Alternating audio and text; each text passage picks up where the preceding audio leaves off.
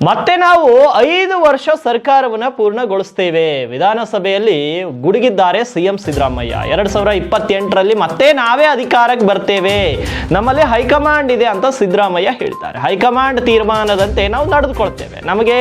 ಜನರು ಆಶೀರ್ವಾದ ಮಾಡಿದ್ದಾರೆ ಬಿಜೆಪಿಗೆ ಜನ ಆಶೀರ್ವಾದ ಮಾಡಿಲ್ಲ ನಮಗೆ ಜನ ಆಶೀರ್ವಾದ ಮಾಡಿ ಇಲ್ಲಿ ಕಳಿಸಿದ್ದಾರೆ ಅಂತ ಬಿಜೆಪಿ ಸದಸ್ಯರ ವಿರುದ್ಧ ವಾಗ್ದಾಳಿಯನ್ನು ನಡೆಸಿದ್ದಾರೆ ಸಿಎಂ ಸಿದ್ದರಾಮಯ್ಯ ಅವರು ಮುಖ್ಯಮಂತ್ರಿಗಳೇ ಬಹಳ ಬೇಜಾರಾಯ್ತು ಬರಲ್ಲ ಅಂತ ಆಸೆ ಪಡ್ತಾ ಇದ್ರು ನೀವು ಈಗ 2 ಸಾರಿ ಅಧಿಕಾರ ಮಾಡಿ 2 ಸಾರಿ ಅಧಿಕಾರ ಮಾಡಿದ್ದೀರಿ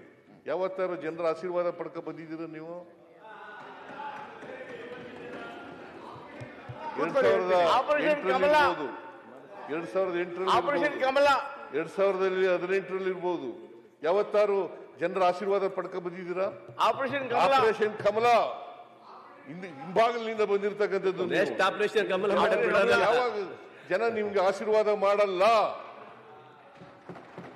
2019ರಲ್ಲಿ ಅವ್ರಿಗೆ ಆಶೀರ್ವಾದ ಮಾಡಿದ್ರ ಜೆಡಿಎಸ್ ಜೊತೆ ಹೋದ್ರಿ ಅವ್ರ ಮನೆ ಬಾಗಿಲಿಗೆ ಹೋಗಿದ್ರಿ ಜೆಡಿಎಸ್ ಜೊತೆ ಆಯ್ತು ಹಾಗೆ ನಮ್ಗೆ ಮಾಡಿರ್ಲಿಲ್ಲ ನಾವು ಅವ್ರ ಮನೆಗೂ ಹೋಗಿರ್ಲಿಲ್ಲ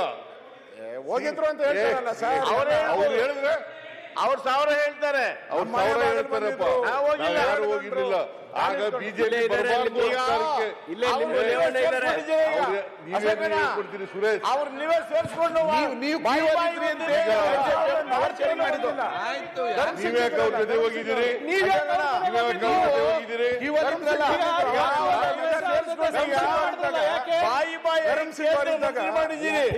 ಬಂದಿರಲ್ಲ ಅವಾಗ ಸರ್ಕಾರ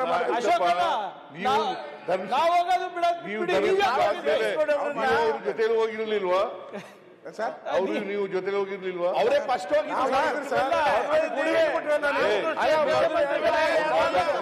ಯಾರು